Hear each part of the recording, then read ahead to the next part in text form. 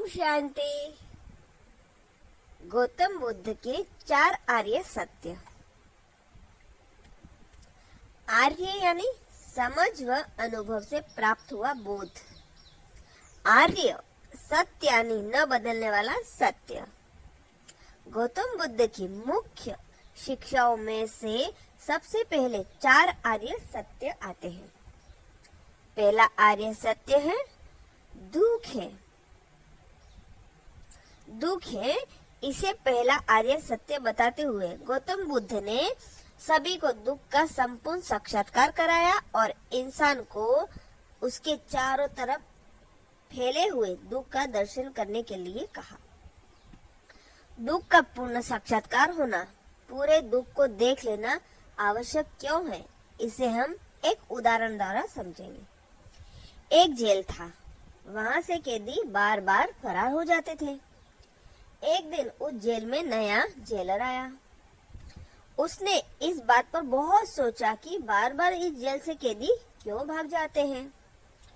उसने पूरे जेल का सर्वेक्षण किया, जेल के बारे में सभी बातें जानी। अंत में उसे गलती समझ में आ गई। उस जेल की एक प्रथा थी। उस जेल में जो भी नया कैदी आता था उसे पूरा जेल दिखाया जाता था।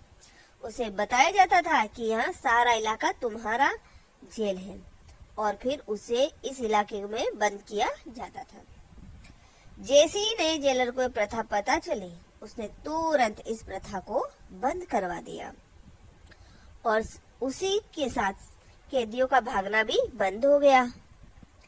जब जेलर को इसका रहस्य पूछा गया तो उसने बताया, जब भी किसी कैदी को पूरा जेल दिखाया जाता था तो वह अपनी कोठरी में बैठकर जेल से भागने की योजना बनाता था, क्योंकि उसे पता था इतने बड़े जेल में क्या क्या है, बाहर जाने के कितने दरवाजे हैं, खुफिया रास्ता कहाँ से है, कौन सी चीज किस तरफ रखी है।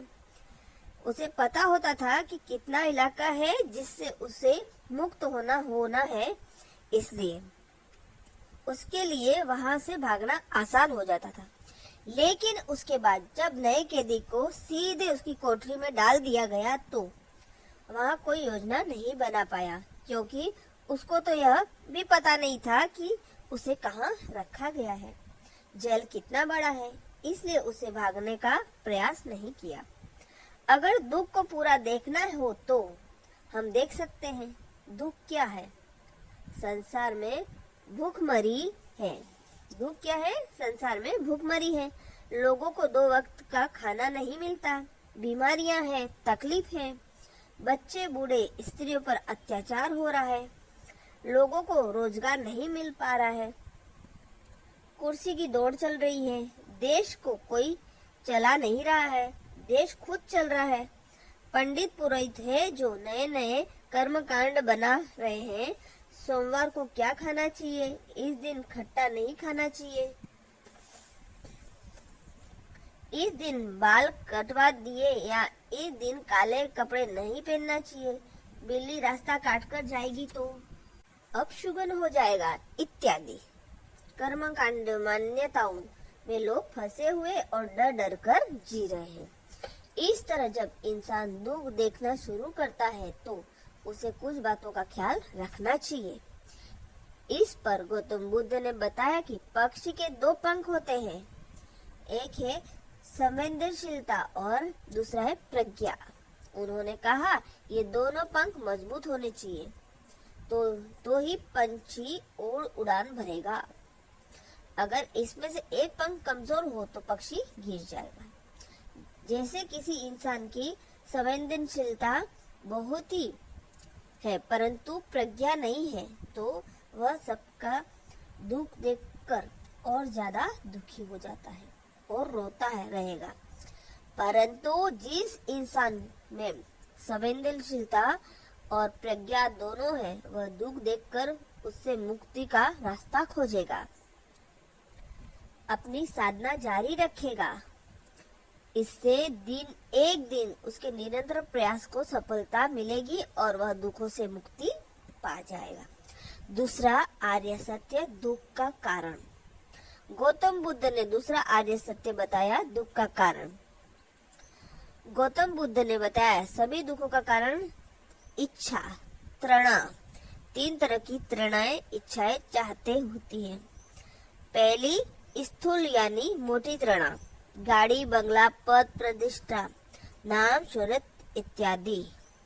दूसरी है सूक्ष्म यानी छोटी तृणा, सुख सुविधा, सुरक्षा, श्रेय मिले तथा दुख दुविधा, असुरक्षता, इल्जाम न मिले मुझे। और तीसरी है अति सूक्ष्म यानी महीन, पतली तृणा, सुखद संवेदनाएं मिले, दुखद संवेदना न मिले, जवानी सदा कायम रहे, बीमारी न आए, काम आलसी से न होए, काम में रुकावट न आए, लाइट बंद न हो इत्यादि। ऐसी सभी इच्छाओं को गौतम बुद्ध ने दुख का कारण बताया।